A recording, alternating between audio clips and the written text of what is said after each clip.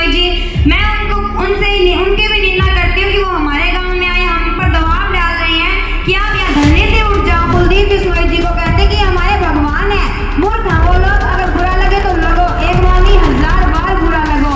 वो मूर्ख है तो मूर्ख रहेंगे, वो कोई अच्छे व्यक्ति नहीं बन सकते। बीजेपी सरकार को इस बार वोट डाल दिया ना तो आपकी बेटियों की लाइफ बर्बाद हो जाएगी। आदमपुर उपचुनाव के अंदर ओछी राजनीति का खेल शुरू हो गया है।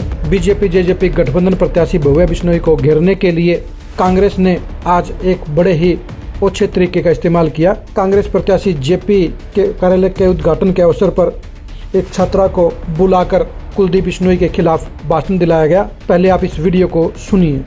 कि आप सभी ने मुझे यहाँ बोलने का मौका दिया और जो हमारे बीच यहाँ श्रीमान दीपेंद्र हुड्डा जी और श्रीमान जयप्रकाश जेपी जी यहाँ उपलब्ध है, उनका भी तहे दिल से धन्यवाद करती हूँ कि वो हमेशा हमारे सुख दुख में हमेशा हमारे साथ रहे हैं। दीपेंद्र जी का तो मैं बार बार धन्यवाद करती हूँ कि वो हमारे धरना प्रदर्शन में भी हमारे साथ बार बार शामिल हुए। उन्होंने कहा है कि हम अपनी पहली कलम से स्कूल खुलवाएंगे। मैं उनका आभार व्यक्त करती हूँ कि वो बेटियों के बारे में इतना सोचते हैं। और मैं उस सरकार की निंदा करती हूँ कि जो बेटियों को धरने पर बिठा रही है, बेटियों के स्कूल बंद कर रही है। आप उनका तहे दिल से धन्यवाद, जो हमारे साथ खड़े हैं, हमारे लिए लड़ रहे हैं, बहुत बहुत धन्यवाद। मैं आज हमारे गांव में जो आए थे भव्या बिश्नोई और कुलदीप बिश्नोई जी, मैं उनके भी निंदा करती हूँ कि वो हमारे गांव में आए, हम पर दबाव डाल रहे हैं कि आप यहाँ धरने से उठ जाओ। हमको धमकियां दे रहे हैं कि धरने से उठ जाओ, हम आपकी शिक्षक भेज देंगे। लेकिन शिक्षक ऐसे झूठे दिलासे देने से क्या होगा? जब तक स्कूल में शिक्षक नहीं आते, हम कैसे मान लें कि हमारे स्कूल में शिक्षक आ जाएंगे?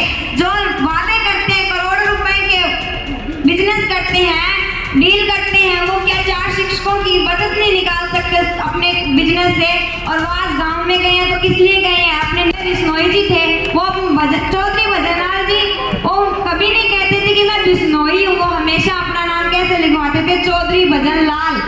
लेकिन कुलदीप बिश्नोई जी है, वो पूरे विश्व में ये कहते फिरते हैं कि मैं बिश्नोई हूँ। बिश्नोई का मतलब क्या है? जम्बेश्वर भगवान जी के उन्होंने 29 नियम का पालन किया है क्या? उन्होंने कभी एक नियम पढ़ा है? और आज हमारे गांव में 36 बिरादरी थी, सभी प्रकार के जाति के लोग वहाँ थे, लेकिन उन्होंने किसी की नहीं सुनी। उन्होंने अपने कार्यकर्ताओं और अपने लोगों से बात की है। उन्होंने अपने वोटों की अपनी दाल रोटियां सेकने की वो प्रयास कर रहे हैं। वो हमारे शिक्षा के बारे में नहीं सोच रहे। मैं अपील करती हूँ कि आप सभी से अपील करती हूँ कि जो शिक्षा के खिलाफ है उनको अपना भगवान मत मानो। जो कुलदीप बिश्नोई जी को अपना भगवान मानते, अपना पूजा मानते, मैं उन लोगों को मूर्ख कहती हूँ कि वो कुलदीप बिश्नोई जी को कहते कि हमारे भगवान है। मूर्ख हैं वो लोग, अगर बुरा लगे तो लगो, एक बार नहीं 1000 बार बुरा लगो। वो मूर्ख है तो मूर्ख रहेंगे, वो कोई अच्छे व्यक्ति नहीं बन सकते। और 29 नियम कहाँ गए? जम्बेश्वर भगवान जी के बड़े बड़े वादे करते फिरते हैं बिश्नोई हूँ। जम्बेश्वर भगवान के मंदिर में मुकाम जाते हैं, जाने का क्या फायदा है मंदिर में? जब तक पाप नहीं धुलेंगे तो मंदिर में क्या फायदा जाने का? अपने पापों को भी धो दो, अपने पहले खुद में सुधार करो, फिर मंदिर में जाओ और फिर दूसरों के पापों को सुधारने की कोशिश करो। दूसरों को बड़ा कहते फिरते हैं, ये ऐसे है, ये वैसे है। और क्या पहले आपने भी एक वीडियो देखी थी, मैं आपका भाई, मैं आपका बंधु, आपको दिलासा दिलाता हूँ कि मैं बीजेपी सरकार पर कभी विश्वास मत करना। लेकिन आज वो कैसे विश्वास कर रहे हैं? आज क्यों खड़े हैं उनके साथ? क्यों खड़े हैं उनके साथ? और कहते हैं मैंने अपनी गलती मान ली। ऐसे कैसे गलती मान ली? गलती की है तो भुगतान तो करना पड़ेगा। गलती ऐसे मानने से तो मैं भी कह दूंगी कि मैंने तो उस आदमी को मार दिया था, फलाना कर दिया था, ढीगड़ा कर दिया था, और आज मैं माफी मांगती हूँ, जेलर साहब मुझे छोड़ दो। ऐसे गलती मानने से कोई जेलर साहब छोड़ थोड़ी नहीं देगा। गलती की हो तो उसको भुगतान करना पड़ेगा। मैं आपसे अपील करती हूँ कि बीजेपी सरकार पर इस बार अपना मतदान करके अपनी बेटियों का भविष्य मत खराब कर देना। प्लीज आपसे हाथ जोड़कर रिक्वेस्ट है कि अपनी बेटियों का भविष्य मत बर्बाद कर देना। अगर आपने बीजेपी सरकार को इस बार वोट डाल दिया ना तो आपकी बेटियों की लाइफ बर्बाद हो जाएगी। अपनी बेटियों को अगर आप बनाना चाहते हो, अपनी बेटियों का भविष्य देखना, भारत देश का भविष्य देखना चाहते हो तो भाजपा सरकार पर अपना मत डालकर आपके पास हथियार है वोट, और वोट आप अगर गलत डाल दिया तो आप अपनी बेटियों का भविष्य खराब कर दोगे। बेटियों का भविष्य बचाना चाहते हो तो आप कांग्रेस पार्टी को भी चुन सकते हो, क्योंकि हुड्डा सरकार जी का पहले बहुत विकास हुआ। इन्होंने बहुत सारे कॉलेज बनवाए हैं, बुढ़ापा पेंशन भी बढ़वाई है, इन्होंने बहुत सारे इनके वो काम किए हुए हैं। उनको पीछे वाले कामों को भी याद करो। इस वीडियो के अंदर आप साफ तौर पर देख सकते हैं कि भोली भाली छात्रा को मोहरा बनाकर कुलदीप बिश्नोई को टारगेट किया गया है। किसी भी छात्रा को इस तरह मंच पर लाकर अपने राजनीतिक मंसूबों को हासिल करने की कुचेष्टा करना बेहद निंदनीय कहा जाएगा। राजनीति अपनी जगह होनी चाहिए और मासूमों का इस्तेमाल इसमें नहीं होना चाहिए। इस छात्रा की भाषण की पंक्तियां आपको साफ तौर पर बता रही होंगी कि जिस तरह से दीपेंद्र हुड्डा और जयप्रकाश के लिए आदरणीय भाषा का प्रयोग किया जा रहा है, तो साफ तौर पर उनके मंच पर इस छात्रा को पूरी तरह से सिखा कर लाया गया और पूरी स्क्रिप्ट के साथ इसे बोलने के लिए कहा गया। हरियाणा की पॉलिटिक्स में इस तरह से कभी भी बच्चों का इस्तेमाल पॉलिटिकल एजेंडे में नहीं किया गया।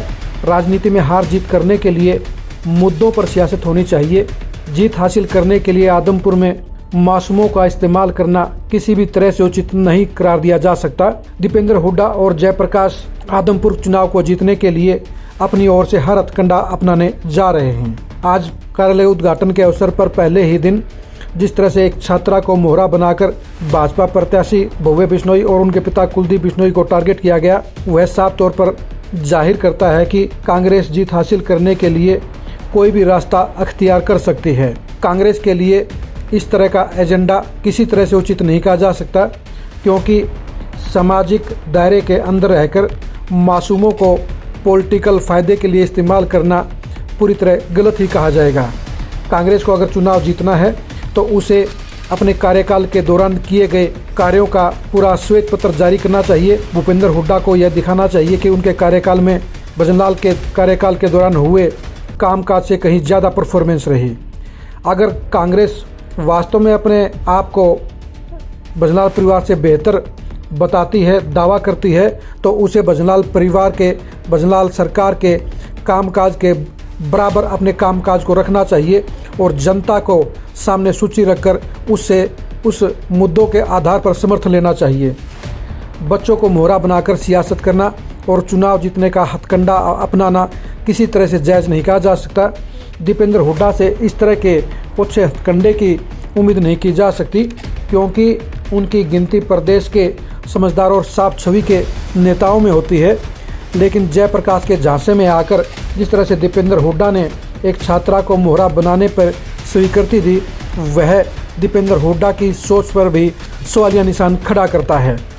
इस तरह की सियासत शुरू हुई है, वो आदमपुर उपचुनाव में टेंशन बढ़ाने का काम करेगी, तनाव बढ़ाने का काम करेगी और प्रत्याशियों के खिलाफ इस तरह के गांव-गांव में काले झंडे दिखाए जाने, नारेबाजी करने और बहिष्कार किए जाने के मामले सामने आगे आएंगे। क्योंकि जयप्रकाश का इतिहास भी, जयप्रकाश को 2009 की गाड़ियों की पेमेंट, तेल की पेमेंट और दूसरे की मसले अभी भी जिंदा पड़े हैं, क्योंकि जयप्रकाश ने 2009 की पेमेंट अभी तक नहीं की है।